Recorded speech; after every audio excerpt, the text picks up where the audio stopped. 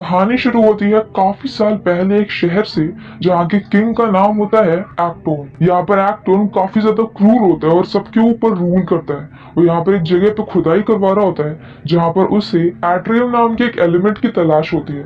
वो इस एलिमेंट से अपने क्राउन को बनवाना चाहता है ताकि उसे बहुत सारी पावर्स मिल जाए और वो पहले से भी ज्यादा क्रूर बन जाए। यहाँ पर सभी लोग तो उसके सामने झुके होते हैं पर एक बच्चा होता है जो उसके सामने झुकता नहीं और उसका अपोज करता है। इस बच्चे का नाम होता है एडम। अब यहाँ पर एक्टोन को गुस्सा आता है और वह एडम का गला काट के उसे मारने वाला होता है और ऑलमोस्ट मार ही चुका होता है कि तभी वहाँ पर विजर्ड्स आते हैं और क्योंकि एडम का मन सच्चा होता है तो वो उसे पावर्स देता है शज़ाम वाली। और अब यहाँ पर वो बच्चा जैसे ही शज़ाम बोलता है तुरंत ही वो एक सुपर हीरो में चेंज हो जाता है और वो एक्टोन से फाइट करके उसे हरा देता है। और अब सीन शिफ्ट होता है 5000 साल बाद का। यहाँ पर 5000 साल बाद एक गैंग होती है जो उसी क्राउन को ढूंढ रहे होते हैं क्योंकि राजा को वो एलिमेंट मिल गया था और उसने क्राउन भी बनवा लिया था। पर यहाँ पर दूसरे सीन में इसी जगह पे हम एक आर्कियोलॉजिस्ट को देखते हैं जिसका नाम होता है एड्रियाना। एड्रियाना यहाँ पर अपने दो लोग के साथ में आई होती है, करीम और इस्माइल। पर इस्माइल असल में यहाँ पर एड्रियाना को धोखा दे रहा होता है और वही पूरी गैंग का लीडर होता है। वो जानबूझ करके एड्रियाना के साथ में काम कर रहा था क्योंकि उसे पता था कि वो खुद तो ढूंढ नहीं पाएगा पर एड्रियाना उससे ज्यादा स्मार्ट है तो वो तो क्राउन को ढूंढ लेगी। अब वो यहाँ पर स्माइल और एड्रियानो को पकड़ लेता है और उन्हें उसी जगह पे लेकर के जाता है जो कि 5000 साल पहले उसी शहर की थी। यहाँ पर काफी सारी चीजें दूसरी लैंग्वेज में लिखी होती है और एड्रियाना इन्हें पढ़ सकती है।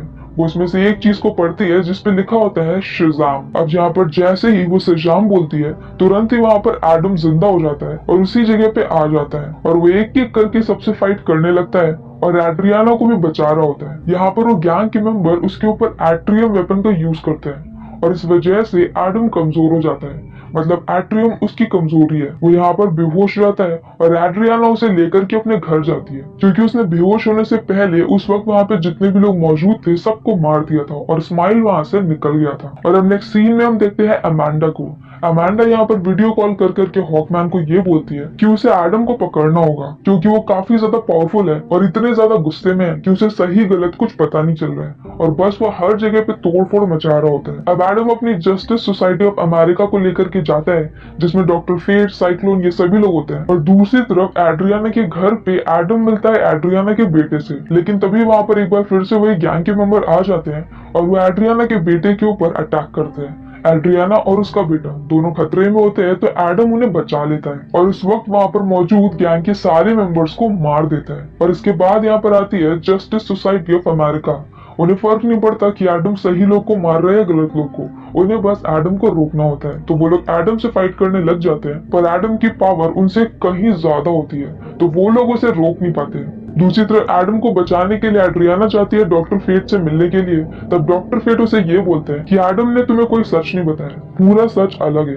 उसी की वजह से उसी का जो किंगडम होता है वो पूरा बर्बाद हुआ था। एड्रियाना यहाँ पर कोशिश करती है कि वो दोनों के बीच में बातचीत करके चीजों को सेटल डाउन कर दे पर जब आपके पास सुपर पावर हो तब आप बात करने में विश्वास नहीं रखते। तो यहाँ पर कोई भी बात करना नहीं चाहते और सब बस आपस में फाइट कर रहे होते हैं। दूसरी तरफ जो एड्रियाना का बेटा होता है उसे गैंग के मेंबर ढूंढ रहे होते हैं। वो ये बात एड्रियाना को बता देता है और उससे हेल्प मांगता है लेकिन फिर भी गैंग के मेंबर उसे ढूंढ ही लेते हैं और किडनैप करके लेके निकल जाते हैं। यहाँ पर उसने जाने से पहले क्राउन को छिपा दिया था। हाँ, एड्रियाना को उस जगह पे उस खंडर में क्राउन मिल गया था जिस वक्त एडम जिंदा हुआ था पर ये बात उसने किसी को भी बताई नहीं थी और क्राउन अपने पास में रख लिया था। पर इस्माइल ये बात समझ जाता है और अब उसे क्राउन चाहिए और इसी के लिए वो उसके बेटे को किडनैप करता है। ये बात एड्रियाना एडम को बताती है और उससे हेल्प मांगती है। अब यहाँ पर हॉकमैन गैंग के दो मेंबर को पकड़ लेता है और उससे पूछताछ करके उनके अड्डे के बारे में पता लगा लेता है जहाँ पर उनका बेस होता है। और कुछ वक्त के लिए एड्रियाना के बेटे को बचाने के लिए एडम और जस्टिस सोसाइटी साथ में मिलकर के काम करते हैं। और अब ये लोग जाते हैं इस्माइल के बेस पे जहाँ पर इस्माइल ऐसा बोलता है कि वो एक्टन का आखिरी वारिस है इसलिए लीगली वो क्राउन उसी को मिलना चाहिए। एड्रियाना के पास अब कोई भी चारा नहीं होता, उसे कैसे भी करके अपने बेटे को बचाना है तो वो चुपचाप उसे क्राउन दे देती है। और इस्माइल यहाँ पर एज यूजुअल क्राउन तो ले लेता है लेकिन बेटे को भी नहीं छोड़ता है और अब वो एड्रियाना के बेटे को शूट करता है कि तभी वहां पर बीच में एडम आ जाता है और उसके बेटे को बचा लेता है और वो इस्माइल से फाइट करता है और इस्माइल को जान से मार देता है। और इसके बाद जब चीजें शांत हो जाती है तब वो अपनी बैक स्टोरी सुनाता है। वो बताता है कि मूवी के स्टार्टिंग में वो बच्चा जो कि एक्टन के अगेंस्ट में खड़ा हुआ था वो नहीं था, वो उसका बेटा था और सजाम की पावर भी उसे मिली थी। लेकिन एक्टन ने यहाँ पर उसके बेटे को कमजोर करने के लिए उसके माता पिता मतलब कि एडम और एडम की वाइफ को पकड़ लिया। इनफैक्ट उसकी वाइफ को तो मार भी दिया था। और अब यहाँ पर अपने पिता को बचाने के लिए एडम का बेटा अपनी सारी पावर्स एडम को दे देता है और इसके बाद जाता है एडम एक्टॉन से लड़ने के लिए और उसे फाइनली मार देता है। लेकिन इस सब के बीच में वो अपनी वाइफ, बेटा और अपने सारे लोगों को खो देता है। इसीलिए जब वो 5000 साल बाद इस मॉडर्न जगह पे जगता है तो उसे पहले तो कुछ समझ नहीं आ रहा होता है, प्लस उसे यहाँ पर रहने में बिल्कुल भी इंटरेस्ट नहीं होता है क्योंकि उसके सारे लोग और उसका टाइम सब जा चुका है। और इसलिए वो यहाँ पर अपनी पावर्स को गिव अप कर देता है और नॉर्मल इंसान बन जाता है। मतलब कि अगर वो शाज़ाम बोलेगा तो दोबारा से सुपर हीरो बन सकता है। वैसे वो अपने आप को सुपर हीरो मानता नहीं है और इसके बाद उसे एक मशीन के अंदर डाल करके बंद कर दिया जाता है और ऐसा लगता है कि हैप्पी एंडिंग हो गई।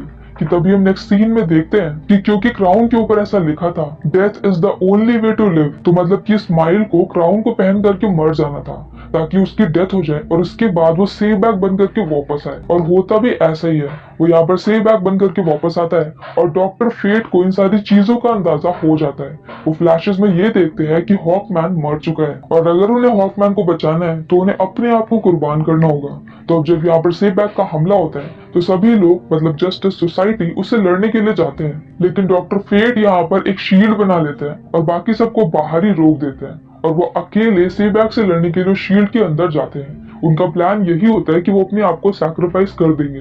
यहाँ पर बहुत तगड़ी फाइट करने के बाद भी जब उन्हें लगता है कि वो सेबैक को हरा नहीं सकते तो वो फाइनली एडम के माइंड से कनेक्ट करते हैं और उसको हेल्प मांगते हैं। एडम दोबारा से सजाम बोल के सुपर हीरो बन करके वापस आता है, पर अब तक डॉक्टर फेट की डेथ हो गई होती है और यहाँ पर सेबैक के पास अब क्योंकि हेल की पावर्स है तो सारे मरे हुए लोगों को ज़ॉम्बीज की तरह दोबारा से जिंदा कर देता है। ये सभी लोग उसके गैंग के होते हैं। अब यहाँ पर जस्टिस सोसाइटी एडम और सेबैक के बीच में फाइट होने लगती है, जहाँ पर एडम सेबैक की काफी अच्छी फाइट होती है, जिसके एंड में पहले तो एडम को ऐसा लग रहा होता है कि क्राउन को हटा दे तो शायद स्माइल दोबारा से स्माइल बन जाएगा, लेकिन फिर उसे लगता है कि ऐसा होगा नहीं, तो वो सेबैक को बीच में से फाड़ देता है और फाइनली सेबैक मर जाता है। अब इसके नेक्स्ट सीन में हम देखते हैं कि अमेंडा यहाँ पे ड्रोन के थ्रू ऑनलाइन एडम से बात कर रही होती है। तो यहाँ पर ये बोलती है कि तुम्हें उस शहर में रहना होगा और चाहे कुछ भी हो जाए तुम बाहर नहीं आ सकते, वहां पर तुम्हें जो करना है करो लेकिन बाहर मत आना। साफ साफ दिख रहा होता है कि अमेंडा को भी थोड़ा थोड़ा डर लग रहा है क्योंकि एडम की पावर्स काफी ज्यादा है और जब उसे गुस्सा आता है तो उसकी पावर्स में से उसका कंट्रोल छूट जाता है। और एडम भी यहाँ पर ये बोलता है कि उसका जहां मन करेगा वो जाएगा, उसको रोकने के लिए कौन आ रहा है। तो अब अमेंडा उसे ये बोलती है कि एक दूसरे प्लेनेट का बंदा है जो उसे रोक सकता है। अब यहाँ पर एडम गुस्से में आकर के उस ड्रोन को तोड़ देता है